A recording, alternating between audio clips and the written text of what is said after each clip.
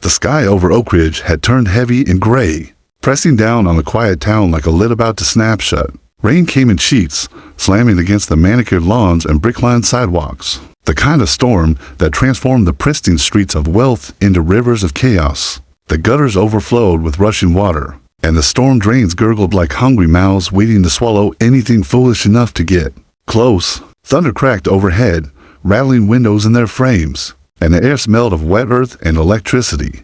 On Cedar Avenue, 6-year-old Ethan Williams was a flash of color in the storm. His small body bounced with excitement as his rain boots splashed into puddles, his bright yellow raincoat a beacon against the muted storm. He had wriggled free from the desperate grasp of his nanny, ignoring her warnings, caught up in the thrill only a child could feel when the world turned wild and alive. The storm, to him, was a game. The puddles were his playground. Then, in one terrible instant, the game ended. The slick pavement betrayed him. His boots slipped. His scream pierced through the roar of rain as his tiny body toppled forward, toward the open maw of a storm drain. There was no grate, no cover, just a black hole where the water rushed with merciless force. His yellow coat flashed once, then vanished into the torrent. One moment he was there, and the next he was gone. The nanny's cry tore through the air. She dropped to her knees, hands clawing desperately at the concrete edges of the drain. Rainwater blinding her as she shouted Ethan's name again and again. But the boy was gone, dragged beneath the street by the current. Her hands trembled violently as she reached into the darkness, but the drain swallowed nothing back. Panic spread through her like fire, and her screams rose, frantic and helpless, until the first few bystanders came rushing. Within minutes, a crowd had gathered, their umbrellas useless against the downpour. They formed a circle, eyes wide, voices low, watching as the nanny wailed into the storm. A handful knelt to peer into the opening, but no one dared move closer. The water was too strong, the drain too deep. And then, a black Mercedes screeched to a halt at the curb, tires splashing water onto the polished shoes of those nearby.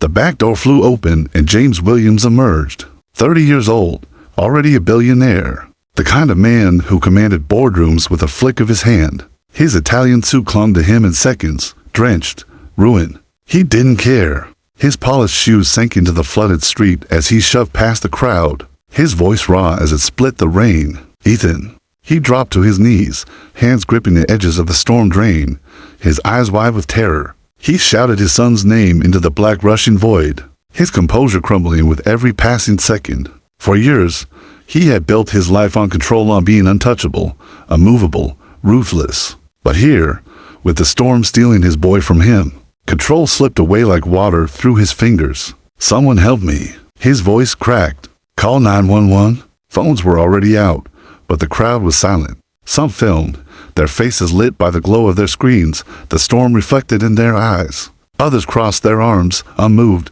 their lips curled with something close to satisfaction. That's James Williams, one man muttered. The vulture who bought out the Johnson's bakery after 50 years, another added, bitterness twisting his voice. Karma doesn't miss. James's head snapped up. He saw their stares, not a pity or urgency, but a cold judgment. His face crumpled with disbelief. Please, he's just a child. But no one moved. Desperation clawed at him, his heart pounding with the knowledge that every second meant his son was further from reach. He did the only thing his instincts told him to do, the weapon he had always relied on. I'll pay $1 million, he shouted, his voice breaking through thunder, to anyone who goes in and saves my son. For a moment, the rain seemed to pause, the offer hanging in the air like something sharp. The crowd shifted, but did not step forward. Faces hardened, eyes dropped to the rushing water at their feet. $2 million. His voice cracked again, desperation staining every syllable. Please. But the silence was louder than the storm. The weight of contempt pressed down on him harder than the rain. In that moment, James Williams realized with a cold, sinking horror that all the money in the world could not buy him what he needed most. His son's life was slipping away in the darkness, and no one would lift a hand. He was alone, and somewhere under the streets of Oak Ridge, Ethan's faint cries were already being drowned by the storm. The storm did not ease as the seconds crawled forward. If anything, it seemed to sense the fear in the air and answer with more fury. Rain hammered rooftops, trees bent under the weight of the wind, and the crowd stood frozen, as though the violence of the weather excused their silence. James was still on his knees, clutching the edge of the storm drain, his knuckles white. his voice raw from shouting his son's name. The water roared back at him, indifferent, swallowing sound and hope alike. The nanny knelt a few feet away, her face buried in her soaked hands, guilt racking her thin frame. She had been trusted with the boy, and now he was gone.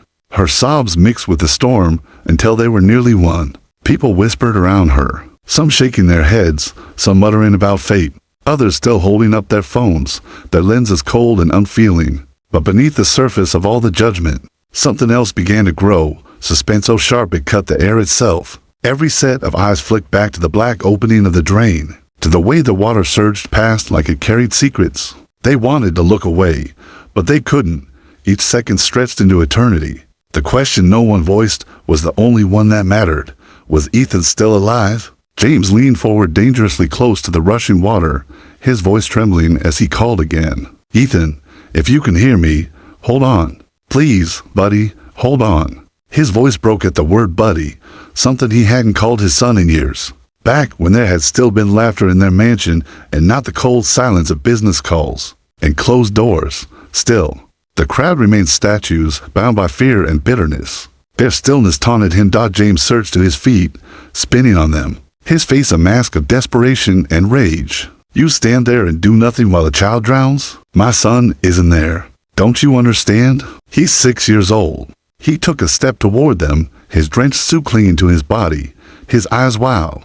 I said $2 million for his life. The wind whipped his words away, and the storm clapped with thunder. The crowd did not move. A few turned away. A woman with a folded umbrella muttered something under her breath about blood money. Another man laughed, not out of humor, but out of something darker, bitterer. For the first time in his life, James Williams felt powerless. Not because he lacked the resources, not because the problem was too big, but because no one in the world cared enough to step forward. Money was worthless here. His reputation, every deal, every skyscraper, every boardroom victory had led him to this exact moment where a father's desperate offer meant less than the storm itself. Then, a sound cut through the noise. A smaller voice, softer, but steady.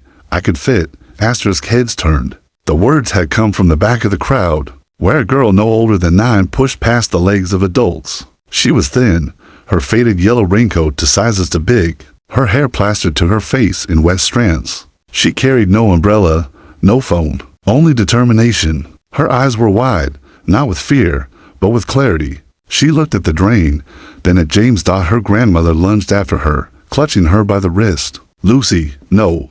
The old woman's voice cracked. It's too dangerous.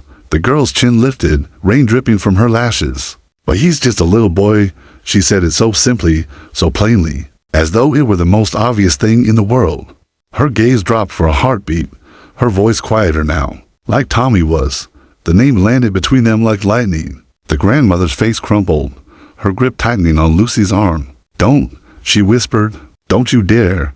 But Lucy's stare didn't waver. She pulled gently, then freed herself from her grandmother's hand. She removed her backpack and placed it in the woman's arms with deliberate care, as if she had already decided her path. The crowd watched, stunned into silence, as this small figure took a step toward the storm drain no adult dared approach. James's breath caught in his throat. He stared at her, torn between disbelief and desperation. No, wait, he said, his voice raw. It's not safe. Lucy turned to him. Her eyes dark, fierce, unflinching met his. Neither is leaving him down there. For a moment, the storm seemed to hush. As though even the heavens waited, James's heart pounded, torn in a way he had never known. Every instinct screamed to protect the girl from risk. But every second she hesitated was another second his son was being dragged further into the abyss. His fortune, his power, his empire, none of it could tip the balance. Only this child could, and in that moment, drenched and broken, James realized the terrifying truth. The fate of his son rested not in his money, not in his own hands, but in the courage of a poor little girl. Asterisk rain fell in relentless sheets, a silver curtain that blurred the outlines of Oak Ridge's polished homes and luxury cars. The crowd had grown, umbrellas sprouting like dark mushrooms along the curb, but no one stepped forward. Asterisk. All eyes were fixed on the thin girl in the oversized yellow raincoat, who now stood at the edge of the storm drain. Her small figure looked almost swallowed by the storm, yet her presence radiated a strange strength that seemed to shame the adults around her into silence. James's chest heaved as he watched her kneel down, her knees sinking into the shallow flood that surged toward the drain. His instinct screamed at him to snatch her away, to stop this madness. But his desperation screamed louder. Ethan's faint cries had vanished minutes ago, replaced by the unbroken roar of rushing water. Every heartbeat was a sentence, and James felt time clawing at him like a predator. Lucy pressed her hands to the rim of the drain, studying it with a strange calmness. Her voice carried over the storm, small but steady. "If I go now, I might still reach him." James crouched beside her, his soaked suit clinging to his body, his eyes bloodshot with panic. "You don't understand, it's not just water down there. It's darkness, metal, rats, God knows what else. You could get stuck. You could." His voice faltered, choked by the image of another child vanishing. Lucy turned her head, her wet hair plastered to her cheek. Her gaze was far too old for 9 years. "I've been in worse places." The grandmother clutched her chest, her face pale. "Lucy, please. Not again. I can't lose you like I lost." She stopped herself, but the silence screamed the missing name. "Tommy." The crowd shifted uncomfortably, their whispers rising like gnats in the air. They had come to watch, but now they were caught between awe and dread. What if the girl drowned too? Would they be complicit in silence once more? Phones trembled in hands, recording not just the storm, but the weight of a choice. Lucy slipped her small fingers into the opening, testing the iron edges. Her arms disappeared up to her elbows. She took one deep breath, then glanced at James. "Hold the flashlight steady. Don't let go."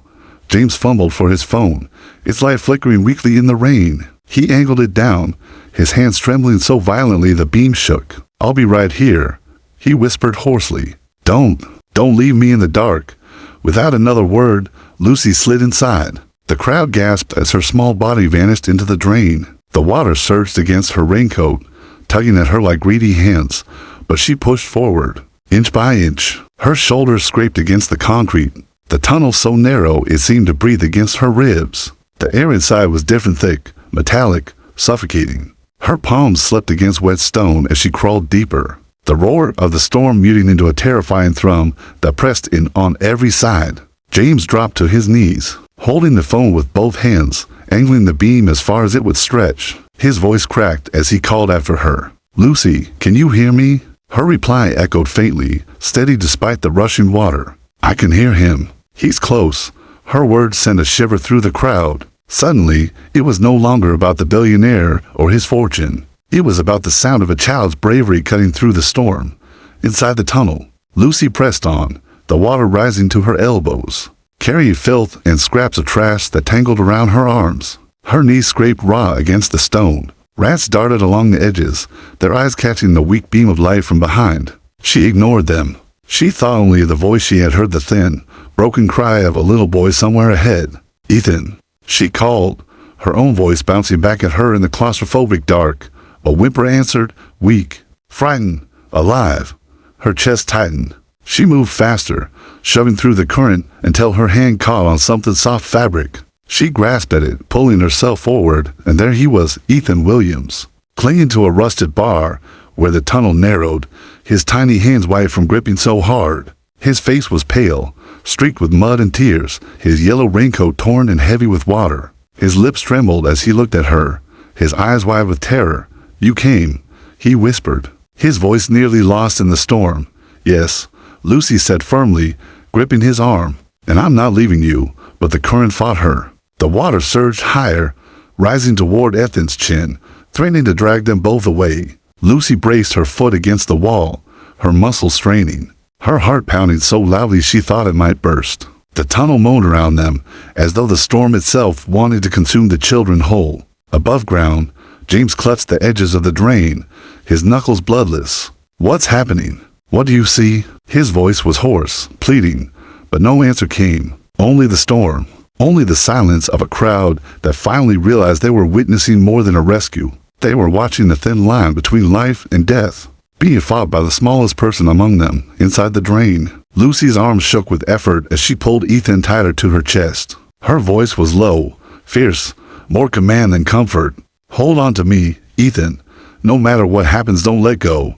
The tunnel roared, the storm above screaming louder, and in that moment it felt as if the entire town of Oak Ridge held its breath. waiting to see if the courage of one poor little girl could overcome the darkness that had swallowed a billionaire's son. Asterisk, the storm drain groaned like a living thing, the current snarling against the walls as if determined to drag everything down with it. Lucy tightened her arms around Ethan, her breath coming in quick, sharp bursts that echoed in the confined tunnel. The boy was trembling so hard she could feel it against her chest, his small fingers clinging desperately to her sleeve. His lips were blue, his breath shallow, but when his eyes met hers, they held a fragile trust as though he somehow believed this stranger, this girl, was the only hope he had left out above ground. James crouched at the opening, his flashlight trembling so violently the beam skittered across the slick stone. "Lucy, talk to me. Tell me you've got him." His voice cracked, pitched with a desperation that made even the bystanders flinch. Lucy's voice carried faintly upward, muffled by the roar of the water. "I've got him, but we're stuck." Her words stabbed into James's chest. Stuck. The word echoed louder than the storm itself. He gripped the edge of the drain until his nails tore against the concrete. "No, no, no," he whispered, his voice breaking. "You can't be stuck. You can't be." The crowd leaned closer, unease stirring among them. Some shifted uncomfortably, their earlier indifference cracking under the raw terror in the billionaire's voice. For the first time, they weren't looking at James the tycoon, the man who had ruined livelihoods with a signature. They were looking at a father unraveling before their eyes died in the tunnel. Lucy pressed her back against one wall and braced her foot against the other, fighting to keep them both above water. The current slammed against her, furious and unrelenting, its icy fingers clawing at her legs. Her body shook with exhaustion, but she refused to let go. She had failed Tommy once. She would not fail Ethan. "Listen to me," she whispered fiercely, her lips close to Ethan's ear. "You're going to be okay, but you have to help me. Wrap your arms around my neck and don't let go." Ethan whimpered but obeyed, his tiny arms winding around her like fragile chains. The weight of him nearly toppled her, the water surging higher, but she dug her nails into the concrete wall and pulled forward. Inch by agonizing inch dot above, James shouted, his voice tearing through the storm. "What's happening? What's going on?" He was shaking so hard his driver tried to steady him, but James shoved him away. The billionaire, who had once barked orders in boardrooms, now cried into a storm drain, powerless, begging a 9-year-old girl to save his world. Lucy's body scraped against jagged metal, pain lancing through her shoulder, but she bit back the scream. She couldn't waste the breath. The tunnel narrowed, forcing her to duck her head lower into the filthy current. Every movement felt like drowning. Her lungs burned, her arms trembled, but she kept going. Then suddenly the bar Ethan had been clinging to gave way with a groan, wrenching free under the force of the current. The sudden shift tore him from her grasp, his body slipping backward into the darkness. "No!" Lucy screamed, lunging blindly. Her fingers brushed against fabric, the slick sleeve of his raincoat tan. She clamped down, holding with every ounce of strength she had left. The current tried to tear them apart, slamming her against the wall until stars burst behind her eyes, but she didn't let go. "I said hold on to me," she shouted, her voice fierce, raw, echoing off the stone. Ethan sobbed into her shoulder, clinging tighter, and in that moment, Lucy felt something ignite inside her. It was more than courage, more than desperation. It was the fire of every moment she had spent mourning Tommy, of every time she had wished she could have done more. Now she was doing it. Now she would not fail. Asterisk above. James's heart stopped when the tunnel went silent. He pressed his face to the opening, rain pouring down his cheeks like tears. "Lucy, Ethan, answer me." His voice cracked into a sob, his control gone, his soul laid bare for the crowd to see. For the first time in years, he wasn't a billionaire or a businessman. He was just a father, begging into the dark. Then, faintly, the echo came back, Lucy's voice, hoarse but alive. "I've got him. I've got him." Asterisk relief flooded James's body, but terror clung just as fiercely. Having him wasn't the same as saving him. The drain was endless, the water merciless, and Lucy was just a child. His son's life, his entire world rested in hands that were scraped raw, bleeding, trembling. The storm roared louder, and the crowd leaned closer, held in a silence heavier than thunder. In that suffocating moment, Oak Ridge understood this was no longer about money, or power, or revenge. This was about whether the smallest among them could drag life back from the jaws of death. And as Lucy braced herself to pull Ethan toward the faintest glow of light ahead, James fell to his knees on the flooded street, his voice breaking into a prayer he hadn't spoken since he was a boy. Please, God, don't take my son. Not like this. The storm swallowed his words, carrying them down into the tunnel where Lucy and Ethan fought for their lives, inch by inch, breath by breath, against a darkness that wanted nothing more than to keep them forever. The water inside the storm drain surged with a new violence, as though the storm itself had grown impatient. Lucy's arms shook from exhaustion, her nails tearing against the slick stone as she dragged Ethan forward. Every movement sent her body scraping against jagged concrete. Every breath was stolen by the icy current that surged higher, trying to bury them both. Her heart hammered, not just from fear, but from the crushing knowledge that if she faltered for even 1 second, the boy in her arms would be gone above ground. James was unrecognizable. The billionaire who once radiated control now knelt in the flooded street, mud soaking his expensive suit, his face twisted with a desperation that silenced even the cruelest whispers in the crowd. He shouted into the drain until his throat was raw. Lucy, Ethan, talk to me. He shook so violently that the phone in his hand nearly slipped into the black opening. The flashlight beam quivering over nothing but rushing water.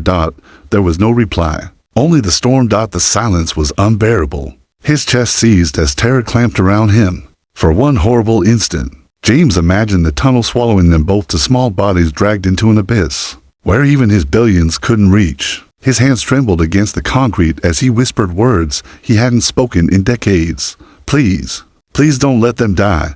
Then, faintly, a sound rose from below, a muffled cry, a girl's voice straining against the current.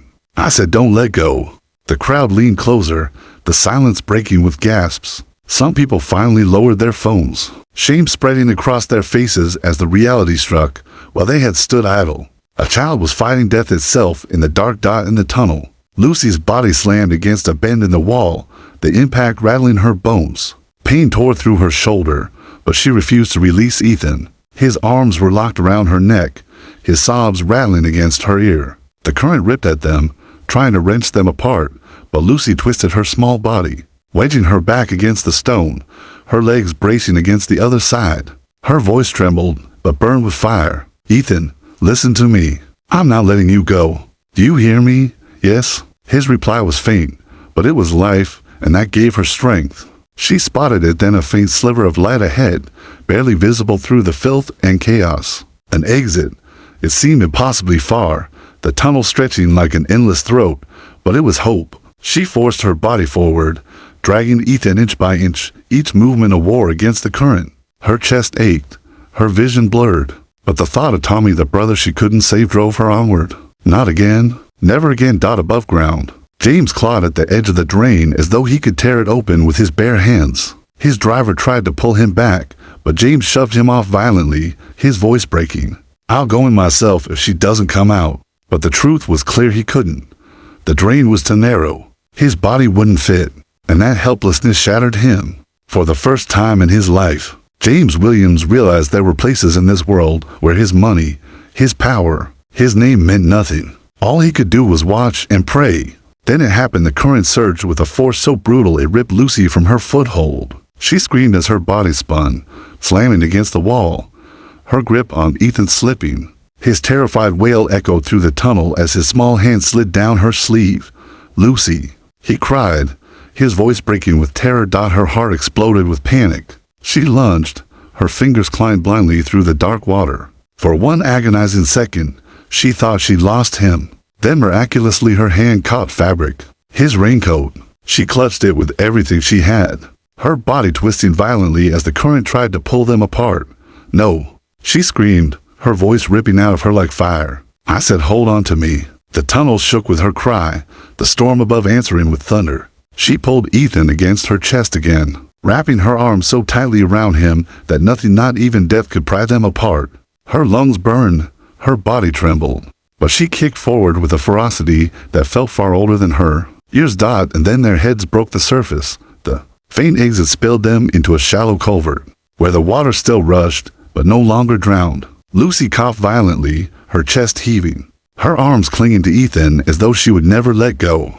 The boy sobbed into her soaked raincoat, alive, shaking but alive. Above, the crowd gasped as the small figures emerged from the darkness. James collapsed forward, his hands trembling as relief and disbelief collided inside him. He staggered toward the culvert, tripping through the flooded street until he could reach for them. His voice broke, the words barely coherent. My boy, my son. But the sight that silenced everyone wasn't Ethan alone, it was Lucy, this frail, mud-streaked, rain-drenched girl who had gone where no one dared, who had risked everything not for money, not for glory, but for the simple, stubborn refusal to let another child slip away.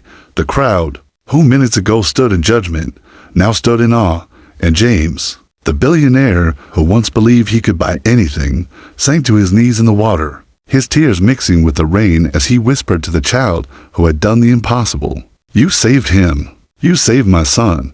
But Lucy, still holding Ethan, did not answer. Her body swayed with exhaustion, her lips pale. And for one terrifying moment, James realized the rescue was not yet over. Because if she collapsed now, the girl who saved his son might never stand again. The street erupted into chaos the moment Lucy stumbled out of the culvert, dragging Ethan with her. Rain hammered down in torrents, turning the ground into a swirling mix of mud and floodwater. But the crowd surged forward, no longer statues of contempt, but witnesses to something that had torn the arrogance out of them. Phones shook in trembling hands, no longer just recording for mockery, but capturing the impossible, the sight of a poor little girl pulling a billionaire's son from the jaws of death.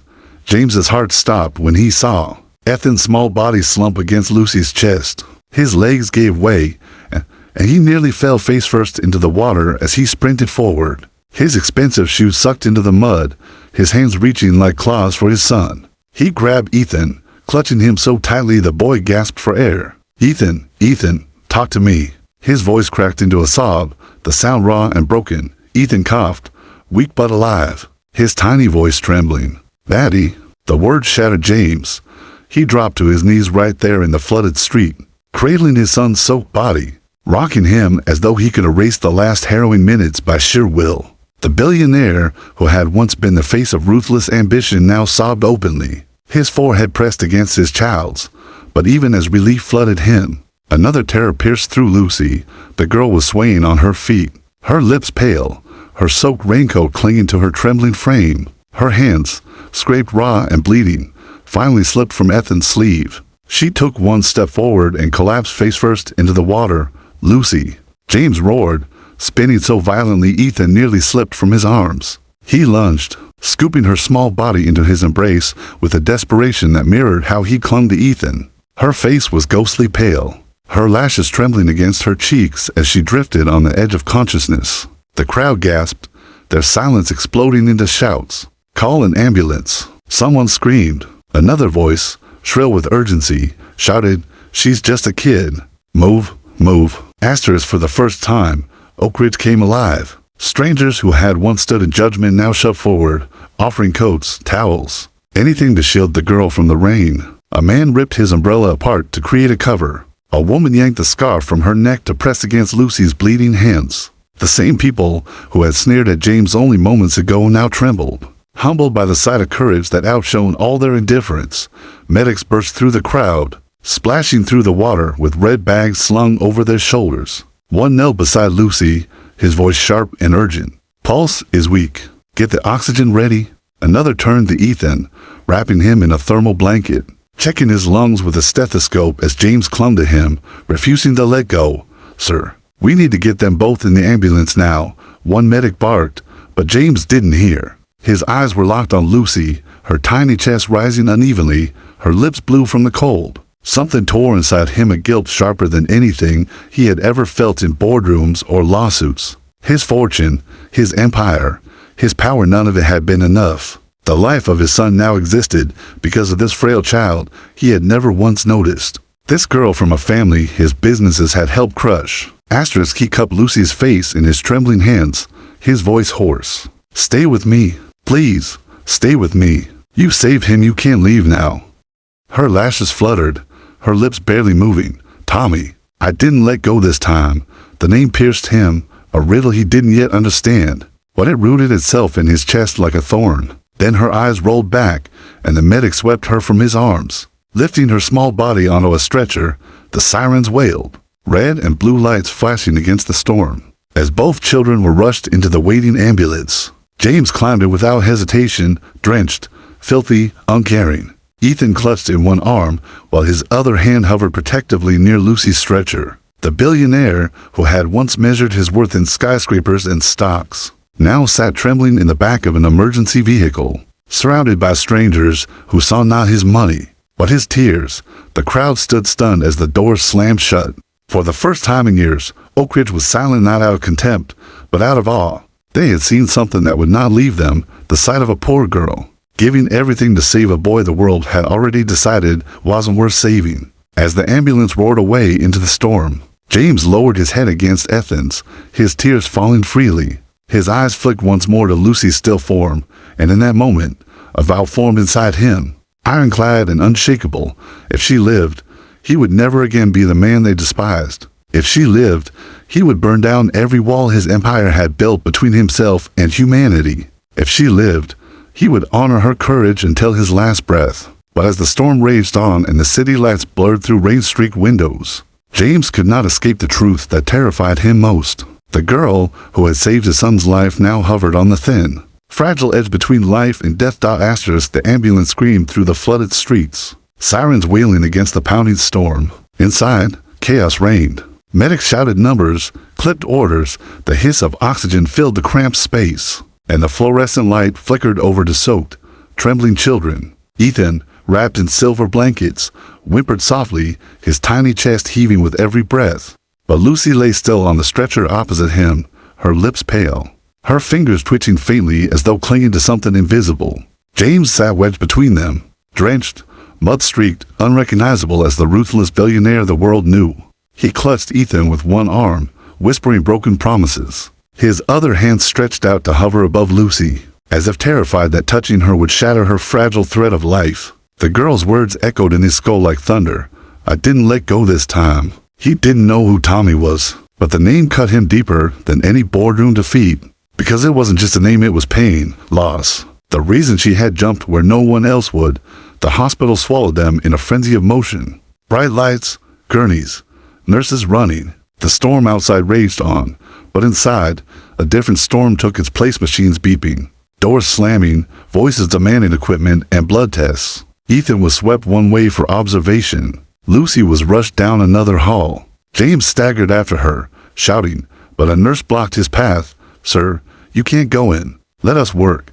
He froze, his fists trembling at his sides, his chest rising and falling like a man drowning on dry land. For the first time in his life, he could not buy entry, could not demand control. He could only wait.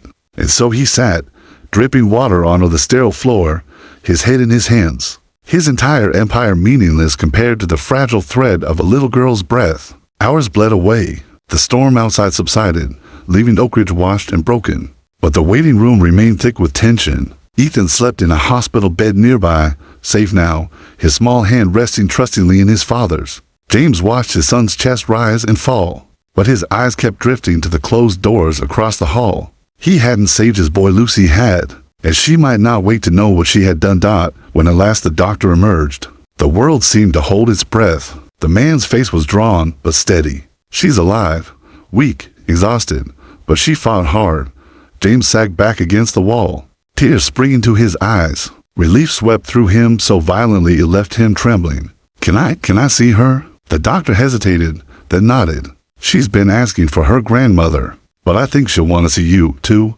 Inside the dim hospital room, Lucy looked impossibly small against the white sheets, her dark hair fanned across the pillow.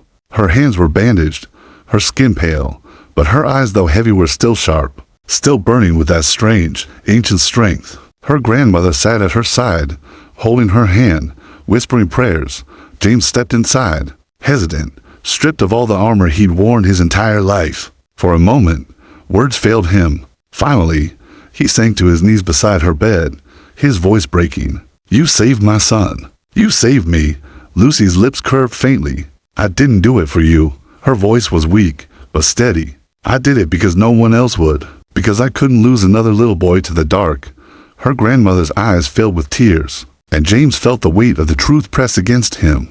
Tommy, he whispered. Lucy nodded faintly, her lashes trembling. He was my brother. He slipped into a drain like that last year. We couldn't reach him. I tried, but I wasn't strong enough, they said. It was too late. Her voice cracked, the first sign of the child she still was. I couldn't let Ethan be another Tommy. The words broke James in two. He reached out, carefully, his hand trembling as it closed over hers. You carried my son out of hell, and I helped put your family through it. His voice dropped, thick with shame. I know what I've done in this town. The businesses I closed, the people I forced out. I destroyed families like yours. And still, you jumped in after mine. Lucy's eyes fluttered shut, but her whisper cut through him like a blade. Money doesn't matter when someone's drowning. He bowed his head, tears streaking down his face, and in that moment, James Williams, tech billionaire, feared businessman, self-made empire builder felt smaller than the 9-year-old girl lying in that hospital bed. The days that followed shook Oak Ridge to its core. News spread like wildfire. The billionaire's son saved not by wealth, not by power, but by a poor child who had nothing left to lose. Cameras descended on the hospital. Headlines screamed of courage and shame. And the world watched as James Williams stood before microphones not to defend, but to confess. He spoke of arrogance, of greed, of the blindness that had turned him into a man hated by his own town. And then, with Lucy and her grandmother beside him, he made a vow. He would rebuild Oak Ridge, not for profit, but for the people.